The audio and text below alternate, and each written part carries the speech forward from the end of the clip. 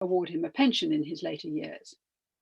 It's not clear how long or indeed how successfully he practiced as a tailor, but by the 1560s, he'd embarked on his real career and passion as a collector and publisher of historical and literary texts. And historical scholarship was finding its feet in the 16th century with a new value, as Harvey was saying, for written sources and new critical approaches to the use of evidence. Despite his low social status, Stow gained recognition and respect among contemporaries for his work, and he collaborated with leading scholars and collectors. He's chiefly famous now to us for his Survey of London, a panoramic review that combines history and geography and is one of the most important sources for what London was like at the end of the 16th century.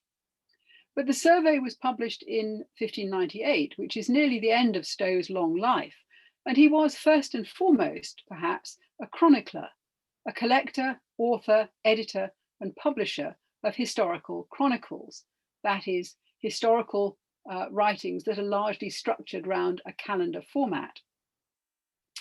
The writing of historical chronicles had flourished in England since the Anglo-Saxon period, but the 15th and the 16th centuries saw both their high point as a genre of history writing and their unparalleled availability through the new medium of print. Stow was an important collector and preserver of manuscript chronicles, both as material objects, but also as texts that he made more widely available. He produced 21 editions and issues of chronicles, both new editions or collations of existing chronicles and effectively new chronicles of his own time. He was an acknowledged contributor to the massive Chronicles of England, Scotland and Ireland that was published under the name of Raphael Holinshed, an important source for Shakespeare's history plays. He was also something of a pioneer in using documentary sources, the records of administration and government, things like charters, cartularies, court records, again, the kind of stuff that modern day historians use extensively, to supplement or indeed to critique chronicle accounts. He was interested both in scholarly accuracy and in reaching the popular reader by distilling his larger works into pocket-sized summaries and abridgments. The Survey of London is generally regarded as Stow's most valuable and original work. It's a compendium of oral, documentary and literary evidence, and it falls broadly into three sections: an account of the features of London, under headings such as walls and towers, bridges, orders and customs, a perambulation ward by ward of the city and Westminster, and an account of spiritual and temporal government. And though it's organised thematically, the survey itself is as much about London past as London present, based very much on the historical knowledge he acquired from his reading of chronicles and other historical sources. Indeed, the subsection on honour of citizens and worthiness of men owes much to the epitomes of worthy deeds and generous acts, which he published in his summary chronicles. The survey was immediately popular, with a second edition published in 1603, with minor revisions by Stow himself, shortly before his death in 1605. Then there were two more, significantly expanded by new contributors in 1618, largely by Anthony Munday, and 1633 by Anthony Munday, Humphrey Dyson and others. Material from the survey was incorporated into other works, including James Howell's Londonopolis of 1657, and in 1720, John Strype published a hugely expanded work. I mean, it's about 6 times as long as Stow's initial text. And the texts of Stow and his successors are embedded in Strype's much larger work. Further editions and adaptations followed in the 18th, 19th and 20th centuries, including the popular Everyman edition of the survey. And I would say the survey is now more widely accessible than ever, with a transcription of Kingsford's 1908 edition of the 1603 text, now freely available on British History Online, facsimiles and transcriptions of the 16th and 17th century editions on Early English Books Online, and John Strype's edition on the website of the Humanities Research Institute at Sheffield, the address shown here. And I would argue that we should see Stow's legacy as having two aspects: the materials he collected and preserved for posterity in the form of his substantial output of printed works and his collection and preservation of manuscripts as sources of historical information, and the influence of his own life and writings on successes in the field. Of course, Stow was only one, and not the most distinguished, of the many antiquarians and historical scholars of the Elizabethan age, when interest in history, and especially the history and topography of Britain, flourished. His modest origins, his lack of university training set him back. He was apparently the only person in the Elizabethan Society of Antiquaries who couldn't call himself a gentleman. His style of history writing was disparaged by some contemporaries, whose work may not in fact have lasted as well as his, though his research skills were certainly valued, for example, by Archbishop Matthew Parker, noted collector of early manuscripts. But in some ways, it's his modest background that matters here. It's his realization of historical study as an accessible and rewarding pastime for the scholarly amateur, as well as the professional, a new genre of civic or citizen history. And in that sense in particular, we're all his heirs. The legacy, for example, is exemplified in the mission of Lammas, our host today, which was founded in 1855 for the purpose of investigating the antiquities and early history of London and Middlesex, in the Society's commitment to the commemoration of Stow's life and works, of which this lecture forms a part. And I think it's also embodied in the community of scholars, librarians, and archivists who've helped me in my researches, some of whom I'll be able to acknowledge as I go along. So my focus today is Stow's legacy in these various aspects in the 17th century and the opportunities for antiquarian interest in and research on London at that time, how Stows Survey and his other works stimulated other research and collection. And I'm introducing one particular practitioner who, though he never knew Stow, owed much to his activities and example and connects with him and his legacy at many points. So this individual, Richard Smith, and I should warn anybody against researching somebody whose surname is Smith, it makes life so much more difficult. Richard Smith can be seen as one of many early heirs to Stow's legacy. There are some points of similarity in their biographies, but also many differences. I think the key similarities are an enthusiasm for history and collecting and collating historical material. And there's also a more nebulous similarity, a shared nostalgic antiquarianism, an interest in church history and the Catholic past, while remaining on the Anglican side of the divide. Like Stow, Smith lived a long life in London and gained recognition for his scholarly endeavours among his contemporaries, though unlike Stow, he was not a publisher or disseminator of historical research and writing. Their lives overlapped in time, just, but not in space.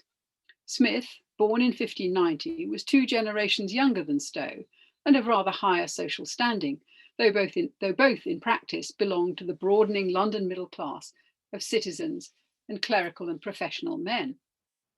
Smith was born in Buckinghamshire, the eldest son of an Anglican cleric and grandson of a minor gentry family.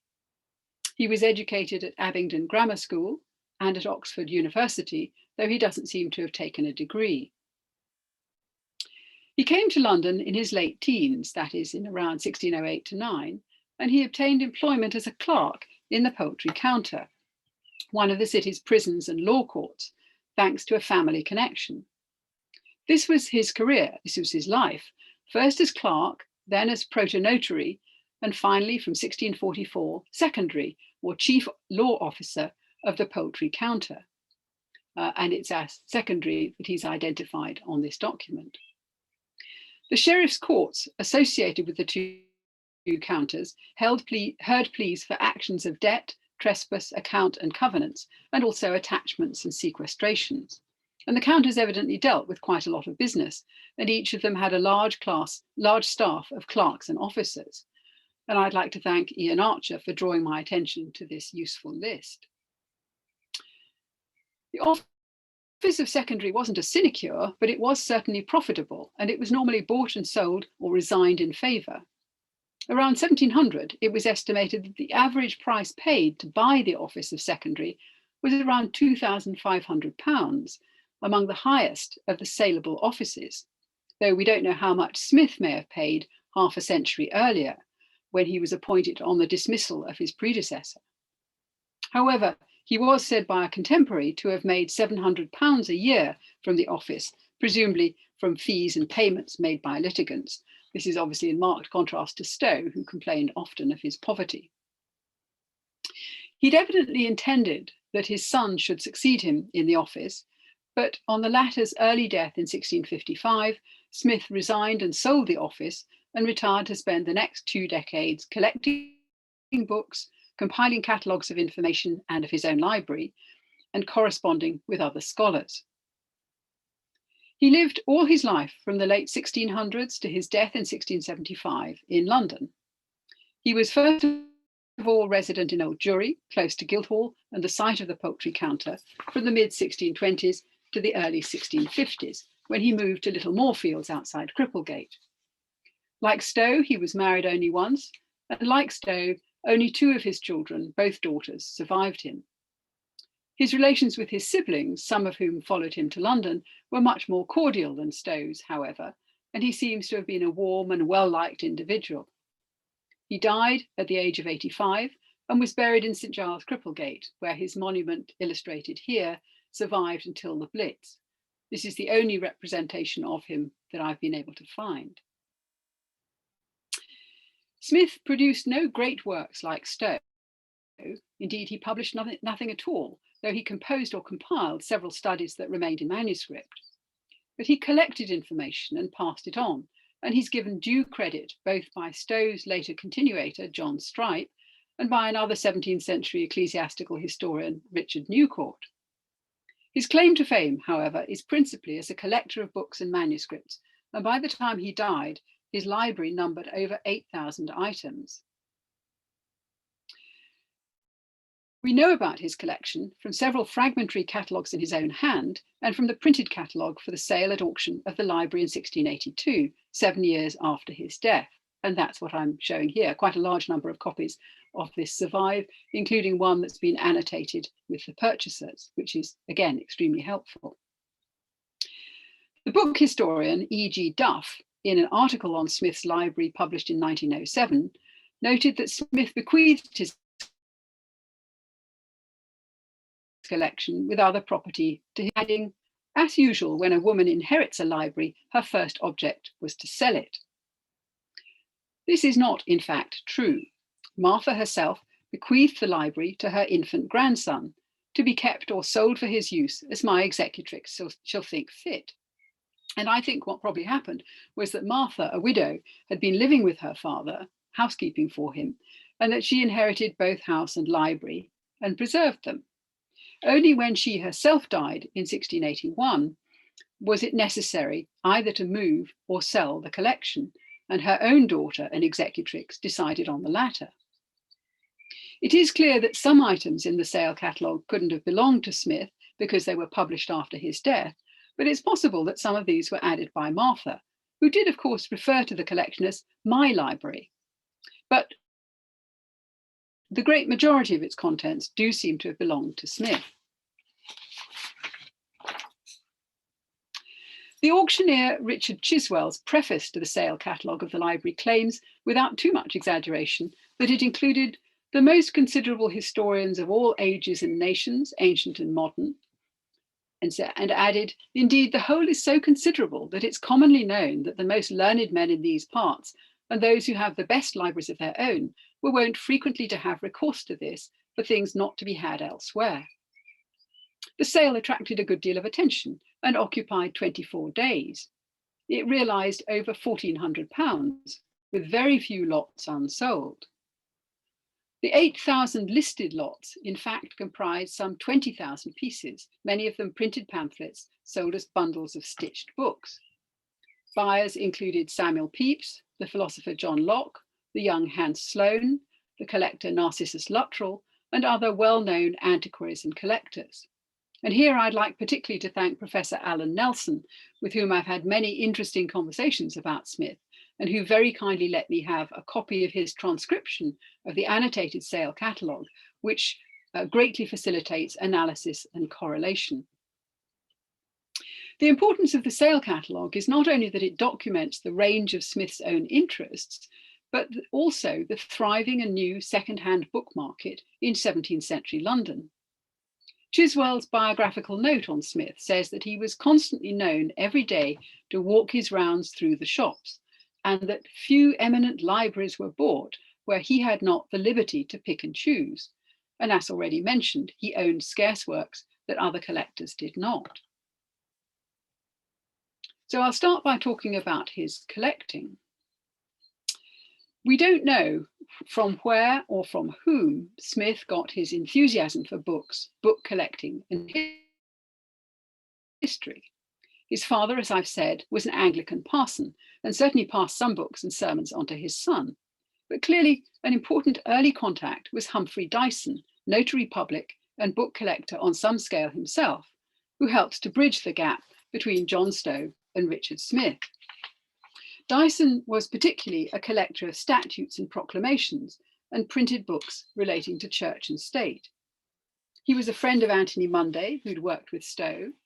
Munday acted in effect as Stow's literary executor and edited the 1618 revision of Stows Survey. Munday and Dyson collaborated on the 1633 revision of the survey, which, as you can see here, is credited to the study and labour of A.M., H.D. and others. And this edition, like its predecessor, augmented Stow's text with the addition of much new material, some of it from Stow's other works, but it's also likely that the many transcriptions of Acts of Parliament and of the Common Council of London derive from Dyson's collection. Chiswell notes in the preface to Smith's library sale catalogue that a great part of the rarities thereof had come from Dyson's collection, including early printed books by William Caxton and Wynkyn de Worde. Dyson was a neighbour of Smith's in the Old Jewry in the 1620s, and they certainly met at vestry meetings, that's to say they signed on the same day. In his will of 1633, Dyson instructed his executor, William Jumper, to sell his collection for the best return possible. Smith knew Jumper and was evidently the purchaser of many items from Dyson's collection. Some of these can be identified in Dyson's own catalogue of part of his library with RS marked against the number of items. Dyson often wrote his name in books. Smith almost never did, but he often annotated books in his recognisable handwriting, and the two are found together in a number of works. Dyson was only one of the sources of Smith's collection, however, most of which must have been made in the decades after Dyson's death. But another link with Stow is Smith's enthusiasm for chronicles, and indeed for Stow's own works. Smith owned the 1615 edition of Stow's Annals, the 1632 edition of Stow's Chronicles of England, as continued by Edmund Howes and Thomas Adams, and the 1633 edition, that is Dyson's and Munday's, of Stowes Survey.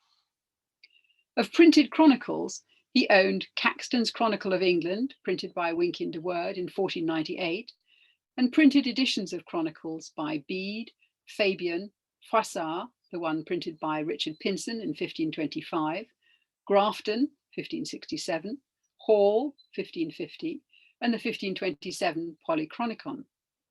He had what must be the first edition, 1503, of the book we now know as Arnold's Chronicle.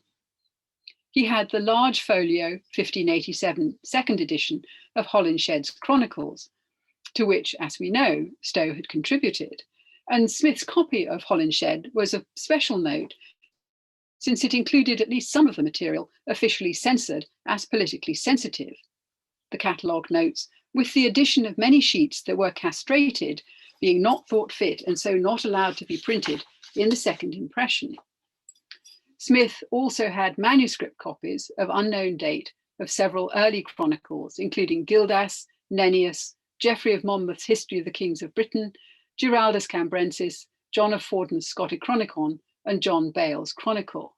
And what I'm showing here on the left is one of Smith's own handwritten sale sale catalogues, library catalogues, which helps to confirm how much of the material in the sale catalogue came directly from his library. One of the most interesting items in Smith's collection is Stow's own copy of Richard Grafton's abridgment of the Chronicles of England, extensively annotated by Stow himself. And Stow is well known for writing all over the things that came into his hands, whether he owned them or not. Stow, however, annotated this particular copy as evidence in his fierce quarrel with Grafton over accuracy, plagiarism, and authorship. So in his own account of the dispute, Stow says that he coated his copy of the work with notes, a claim that's evidenced by the volume itself, now in the Bynecker Library. Smith's own manuscript library catalogue lists Richard Grafton, his abridgment of the Chronicles of England, printed by Richard Tothill, 1570, and adds a pointing hand in the margin and the words, "The pretended falsities and lies contained in the book are herein throughout noted under the handwriting of John Stow chronicler, between whom and this Grafton it seemeth there was great contention, as by his notes appear." I don't want to spend this lecture listing the whole of Smith's book ownership, but I think what I've said is already enough to indicate his activity as a collector, especially of chronicles, but also the range of material available to a well-off bibliophile in 17th century London. Though book auctions were only taking off in the later 17th century, Smith's was one of the most important early ones, there was a substantial bookselling trade dominated by the Stationers' Company and a big market in new and second-hand books. It was centred in St Paul's Churchyard, with the focus later shifting to Little Britain and Duck Lane. There was also a book market in Moorfields in the later 17th century, though it's not clear if it was in existence before Smith's moved to Little Moorfields in the early 1650s. Much of what Smith collected was second-hand, given his interest in early printers and printing and in rarities, but he also seems to have bought books as they came out, probably the 1633 edition of Stows Survey, for instance, and he sometimes replaced one book with a new edition of the same, or a better work on the same subject. Though the English chronicles and ecclesiastical histories were obviously mostly printed in England, continental imprints made up a significant part of Smith's collection, showing that London and London booksellers were part of a Europe-wide circulation. London booksellers visited continental book fairs like Frankfurt from the 16th century, and they were certainly importers for the nationwide market in choice books. Smith had many friends and acquaintances among the London booksellers, including the prominent importer Humphrey Robinson, who died in 1670, who worked from the Three Doves or Pigeons in St Paul's Churchyard. So, though it's his collection of books and manuscripts that is Smith's most notable achievement, in Chiswell's words, he was not a mere idle possessor of so great a treasure. He was not a passive consumer of history, but he made his own contribution to furthering its study, mostly as a compiler and collator of information, for which he evidently used his library to good effect. His own scholarly work was mostly in church history, though it also included an account of the wonders of the world and a history of printing. Unlike Stow, but probably more like many other antiquarians and amateurs of history in the 17th century, he didn't have a passion to communicate to a wider public or to shape the received narrative. He seems to have preferred to remain in a world of gentlemanly scholarship, exchanging information and pursuing his own interests without the ambition of publication. Smith's friends and acquaintance included, as well as many booksellers, some noted antiquaries and authors. One of these was my singular friend, Dr. Thomas Barlow, keeper of the Bodleian Library. Another was my worthy friend, Henry Isaacson, who compiled an enormous universal chronology published in 1633, of which Smith owned a copy. And there's clearly an interest in chronologies and in setting out the structure of the ages. While Smith didn't claim friendship with the famous antiquary John Selden, He owned at least one book that had belonged to Selden, as well as several other works by him, and also bought a series of pamphlets that argued about Selden's discourse of the history of tithes. Smith noted Selden's death in 1654 in the catalogue of all such persons as I knew in their lifetimes, a kind of personal parish register, and not long afterwards, in 1656, he noted the death of Archbishop James Usher, who had preached at Selden's funeral. And Usher, as many people know, used biblical scholarship to establish the calendar date of the foundation of the world as the 23rd of October, 4004 BC. Smith had a copy of Usher's Annales Veteris Testamenti of 1650, in which these calculations are set out, and he also drew extensively on Usher's account of the primitive British Church for some of his own writings.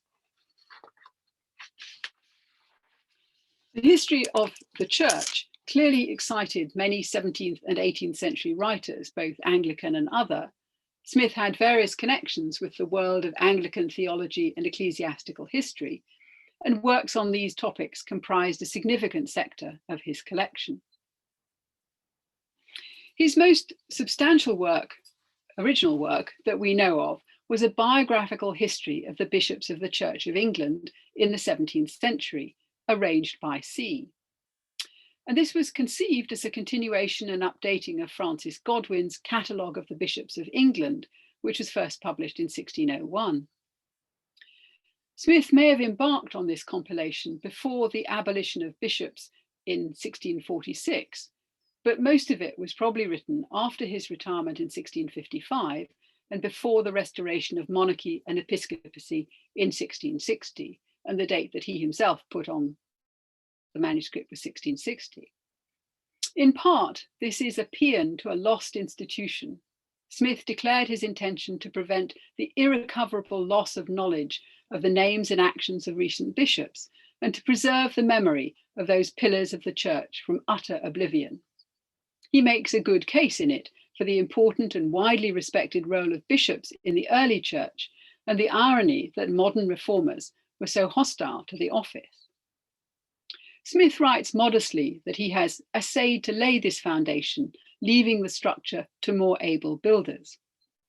His method was largely to gather material from other writers, wherein I have put down my author's name, from whom I have extracted the same, and what I have not had from any cited author, being of any concernment, which is very little, I have gotten by diligent inquiry and credible relation of others.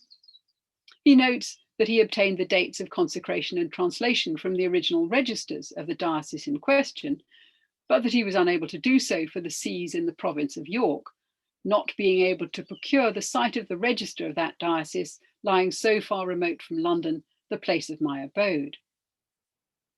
And I think in all this, we can see a lot of parallels with Stow's approach and method.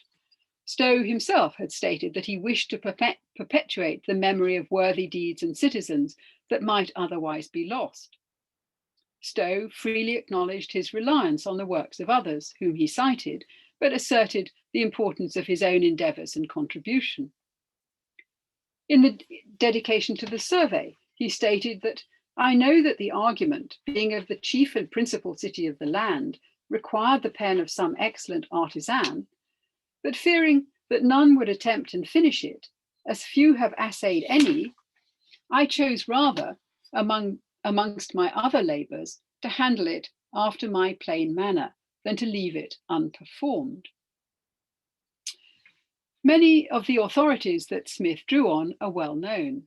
Most of them can be found in his library catalogues. The novelty really is in the compilation, and perhaps also in the inclusion both of engraved portraits of individuals and in his attempt to list their printed works.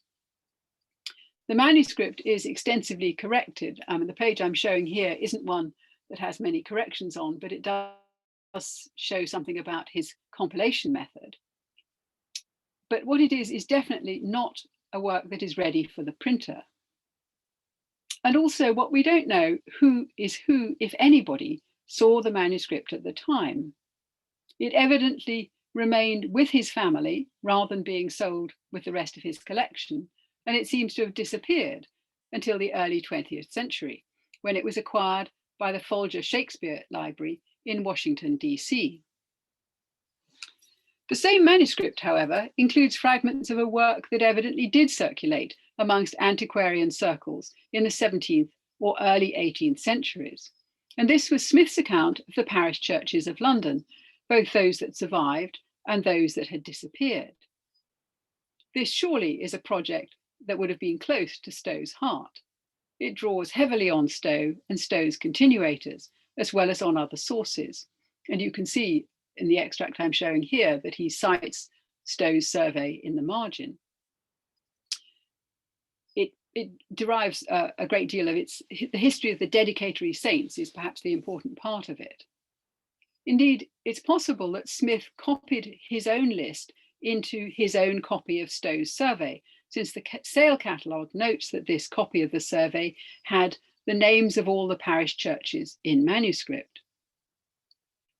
This work too is a compilation of which we only have a few pages, covering some London dedications and some in other dioceses. As before, Smith cites his authorities plentifully, but I think I would say there's more original research than the compilation on bishops, and there's more critical investigation of sources. At any rate, as I've said, it seems to have been seen and valued by other 17th century antiquaries. Richard Newcourt, notary public and registrar of the Diocese of London, drew on Smith's manuscript for his Repertorium Ecclesiasticum Parochiali Londinense, the ecclesiastical parish history of the Diocese of London, which was published in 2 volumes in 1708 and 1710. And if you read through that, you can see him citing Smith by name or by initials many times. At that time, as he says, the manuscript was in the hands of William Fleetwood, Bishop of St. Asaph's. And William Fleetwood is in fact Smith's grandson, the son of one of his other daughters, not Martha Hacker.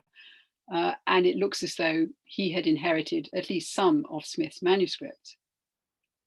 And it's probably through Fleetwood or through Fleetwood and Associate that some of them came to Cambridge University Library. Similarly, Stow's great continuator, the Anglican cleric and historian John Stripe, had seen the same manuscript, crediting Smith's manuscript of the lives of several saints to whom churches in London are dedicated, though actually in going through it, he didn't agree with Smith's idea that the dedication to St. Ewan, a church near Newgate, should be understood as referring to King Edwin, noting that this was not the case. Edwin, the first Christian king of Northumberland, as Mr. Richard Smith supposed. In the preface to his edition and updating of Stows Survey, Stripe lists Richard Smith, sometimes secondary of the counter, deceased, among the divers worthy persons, lovers, and studious of the antiquities of this honourable city, who have been assistant to me in this laborious work, by communicating to me many curious and useful things. Interestingly, as well as the list of churches and dedications, Stripe particularly acknowledged, quote, a scheme of the companies drawn up many years ago by Mr. Richard Smith, sometimes secondary of the counter, whereby under one view may be seen their order and the particular streets or lanes where the respective halls stand or stood. As far as I know, this has not survived, but manuscripts by Smith are turning up in all sorts of places at all different times, so maybe it will yet come to light. But what's particularly interesting, I think, is that it suggests that Smith, who was not himself a citizen or a company member, was interested more broadly in the history and topography of London, not just the church or the parish churches, and that he collected information on this subject too. He certainly seems to have collected material relevant to the city itself. As I've already mentioned, he had a copy of Arnold's Chronicle, alias The Customs of London, which, as he says in his catalogue, containing in it principally some grants in the Charter of London, much defective, from whence it is known by this title. Smith owned a manuscript copy of the city's charter. He had a collection of all the oaths of the several officers belonging to the City of London, taken out of the Book of Oaths belonging to the same city. He had divers tracts and papers treating of the customs and privileges of the City of London, and a very fair manuscript book concerning divers customs and proceedings in the courts of the City of London, curiously written in quarto. In print, he had several treatises on city customs, the Court of Husting and Common Council, and civic orders and proclamations on various topics. Several of these printed works date from the 1640s, which was, of course, the height of Smith's professional career, including 2 works on the office of the sheriff, the aspect of city governance with which he was most involved. He had a manuscript copy of the Book of Instructions yearly presented to every sheriff of London by their secondary for directions by them to be observed in the execution of their office. And this could well have been transcribed by or for him, since his 11 years in office meant that he would have dealt with 11 new elections of sheriffs. However, it's more likely to be personal interest in historical curiosities that led him to acquire a copy of the regulation of the London Bakers' Hall Moot, or a copy of the orders of stewholders in the Manor of Southwark from the reign of Henry VI. We actually know that Stow also had a copy of the latter text, and it's conceivable that Smith had Stow's actual copy, though there's no certainty about this. So I think this interest in London's laws and customs and the practices of the city's administration obviously bridges the personal and the professional. And it's been observed that lawyers and those with legal training were in the forefront of early modern historical scholarship, obviously because of the value they placed on the accurate reading and interpretation of laws, precedents, and jurisdictions from the past. William Fleetwood, Recorder of London in the time of Elizabeth, was a distinguished lawyer and a historian on a par with many of the well-known Tudor antiquaries. Fleetwood compiled his own collection of city custom, the Liber Fleetwood. He knew Stow, with whom he may have shared access to manuscripts and sources, and apparently kept Stow's portrait in his study. Smith, as we know, was a law officer, and his acquaintance in the law was extensive. Not just the city's officers, but judges and lawyers in civil and common law, and many members of the Inns of Court, with some of whom he shared his antiquarian interests. So, tracing connections between individuals and their writings and actual copies of books and manuscripts is almost too fascinating. Many more such connections could be described, or indeed have yet to be uncovered, but we could be here all night. But I think what I wanted to demonstrate is the interconnectedness of the worlds of scholarship, collecting, and antiquarian study in 17th century London. We could say that Stow benefited from the historical moment in which he lived, with the upsurge of interest in historical documents and in reconstructing an accurate narrative of the British past, as well, of course, as the flood onto the market of medieval manuscripts and monastic documents. But so too did Smith benefit from his historical moment. For him, ready access to new and second-hand books and manuscripts, a culture of gentlemanly scholarship and intellectual exchange, a community of interest in the history of the church and scripture, provided the field in which he could pursue his own passions. Thank you.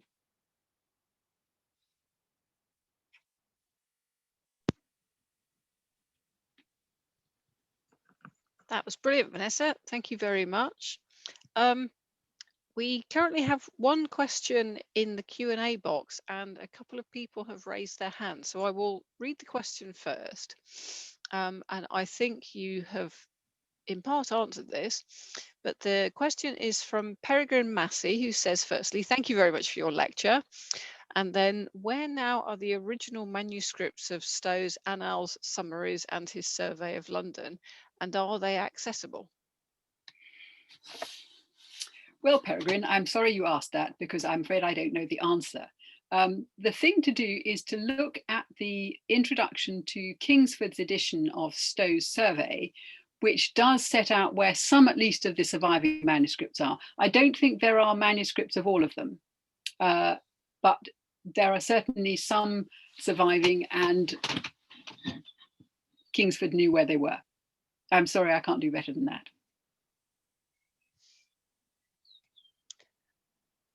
Do we have any other questions, please, for Vanessa? And there were two people, there's three people now who have raised their hands. Jenny, Robert and Joanna. I don't know if you have questions. If you do, if you're able to type them in the box, and in the meantime, I will just ask a few more questions. Marion Kelly has written, I'm interested in John Stow as I have Stows in the Cripplegate area in my family tree. Also, one was a tallow chandler. Oh, well, the only thing is that John Stow only had daughters, or he was only survived by daughters, so the family name ended with him, but there may well be other Stows in London. So by all means, look for him, see what you can find. Quite a certain amount is known about Stow himself. About Stow's immediate relations. He had at least one brother, so it's probably worth pursuing that in some detail. But I'm not sure I'm not sure that you'd be able to trace a direct descent. And Marion says, thank you very much. That was very interesting. We have a question from Mike Marriott. Was there any impact upon this subject from the Civil War? If you mean on Smith, then I think certainly the circumstances of the Civil War impacted on his life. One of the important ways was that despite himself being a royalist and Anglican, he managed to remain in office through the 1640s to the mid 1650s, but that he gained his office as secondary when his predecessor was dismissed, I think for political reasons. So there was that impact. There was the abolition of monarchy and episcopacy, which I think almost certainly affected his interest in the subject, in the church history, and in wanting to preserve those memories of the past.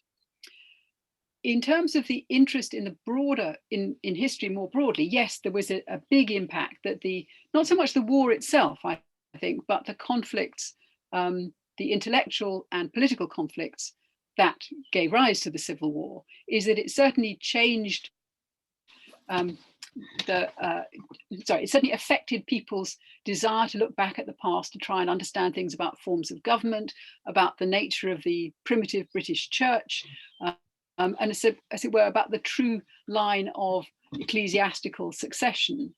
So in a sense, you could say it affects almost everything. But also, it's probably worth saying, is that Smith nevertheless managed to lead a very quiet life in London throughout all those troubles. He paid higher taxes like everybody else, but he certainly doesn't seem to have been, his life doesn't seem to have been disrupted. Indeed, I'm thinking about writing a life of Smith, or writing about Smith and calling it A Quiet Life in a Turbulent Century, because he certainly seems to have been able to get on with his own life without too much bother.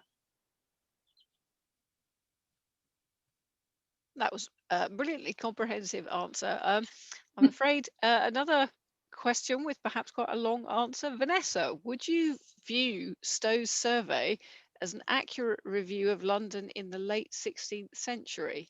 And that's from Sam Jacobs. Pretty accurate, yes. I mean, there are omissions, and I'm sure there are errors in one place or another, but it's less likely. Sorry, I think it's more accurate in telling us about London at that time than it is necessarily following through some of his historical allusions or identifications. Some of these, I think, we can show are mistaken. You could also say, well, it doesn't really show us London in the 1590s or early 1600s. It says so little about the theatre, which for us now is such an important part of what London was like at the time. So that's I think, you know, that's one of the things that challenges, I think, saying this gives you a full picture of London at the time. I think as far as it goes, and given Stowe's own interests, predilections, and prejudices, it's an accurate picture, but it's not everything. The questions are still coming in. So we have another one from Stephen Freeth, and I'm going to abuse my position and say, hello, Stephen. Did Stow bind his books in a particular style of binding? The Merchant Taylor's archives include MSS transcript by Stow of Robert of Gloucester's medieval chronicle. It is bound in leather with JS stamped on the front cover on either side of a swirly design. Is this a binding Stow would have known, or is it later? I don't know the answer to that. That's very interesting. I think the person to ask is Alex Gillespie, who's written about Stow and his books, and who is the person who pointed out to me that this that Stow's copy of Grafton is the one in the Bynaker. I would be very interested to look at that, Stephen, because it's, and I will have to look back at my notes about Smith to see whether he might have had that copy, whether he might have owned that copy. Because, as I say, of his tendency to write on things. He doesn't put his name in, but he does tend to write on things, not quite as much as Stow did. Right, I'm jumping out of line of the questions because Tracy Hill has just chipped in saying there's a manuscript in the Guildhall Library in Stow's hand with JS on the cover. Right. This is sounding like an interesting research project for yes. someone to take on. But I mean, Stephen, having been at Guildhall Library, having been Guildhall Library, do you know that one, Stephen? You may have come across that one too.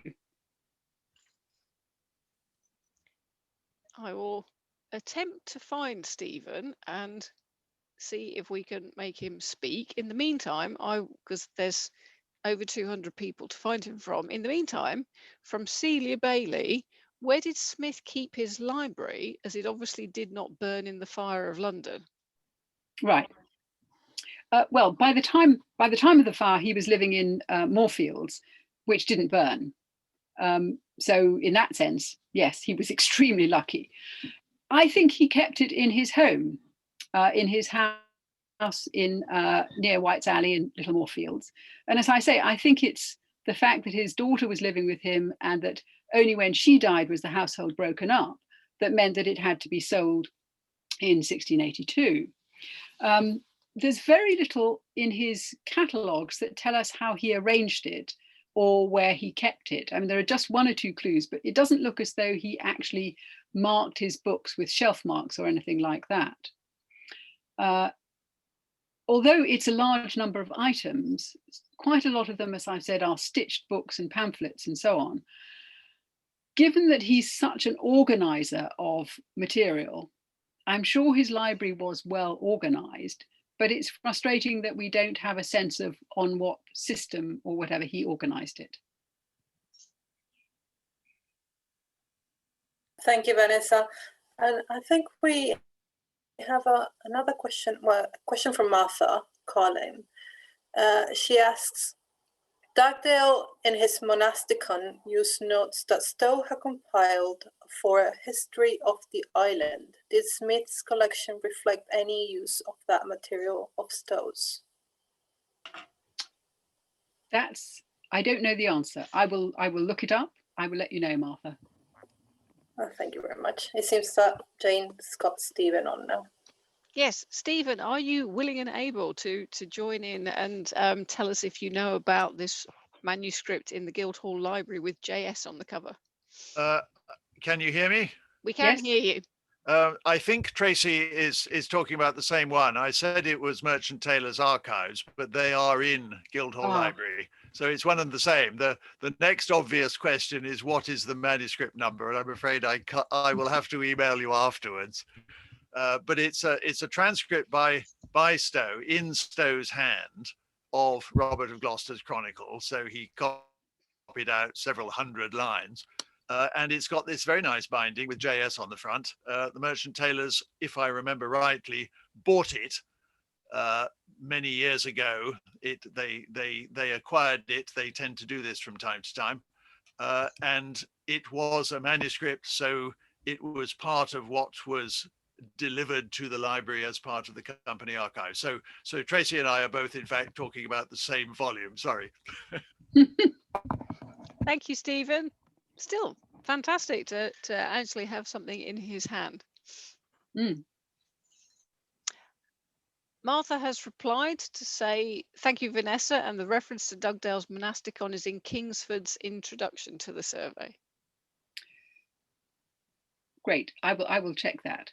And as I say, I will check my notes to see what else there is. I knew there were interactions between, I think that there may have been interactions between Dugdale and Smith as well. I mean, Dugdale is certainly credited in some of Smith's manuscript catalogues, but I'd have to look up those references to see what they comprised.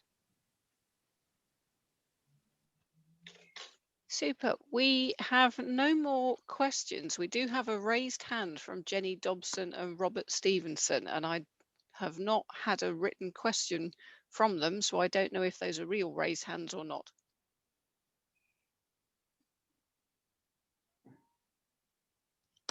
They're gone, so I think they're not. I think possibly not. So I think that was a fantastic range of questions answered. Vanessa, I think the tech wrangling is concluded, and I'd like to hand back to Harvey to conclude the evening. Thank you, Jane. I'd just like to add my thanks, Vanessa. You mentioned the theatres, and I was a little disappointed when looking at Stowe that he does mention the theatre and the curtain and north of the river, but he didn't seem to mention, although it's 1598, none of the southern ones got a mention, I noticed, unless I fail to find it. But I just think his I mean, clearly his work on London was so important, and you know, as an archaeologist, I was always very drawn by his reference and quoting Fitzstephen, of course, from Henry II's reign, of the riverside wall. And you will remember that a lot of arguments as to whether there was a riverside wall in the Roman period. And of course, Fitzstephen and Stowe talked about how it had been more or less knocked down by the river as it ebbed and flowed. And it was quite amazing in 1975 when the first clear evidence of a riverside wall did arise in the Baynard's Castle area, and how it looked just as Stowe had actually described it in his book at the very end of the 16th century. So that to me was a tremendous point of interest in Stowe. But I'd like to thank you very much for that very learned and interesting description, particularly of Smith and his life and his collections. And there's a lot of them seem to be in the folder, a lot of those early manuscripts in London. So presumably we have to cross to Washington to see them in the flesh. But it's a tremendous talk, Vanessa. It was of great interest to us all. I'm usually charged with talking when I do say goodbye to a speaker, to mention to all those members of the audience who are not members of LAMAS, please to consider joining us. We fight hard today to fight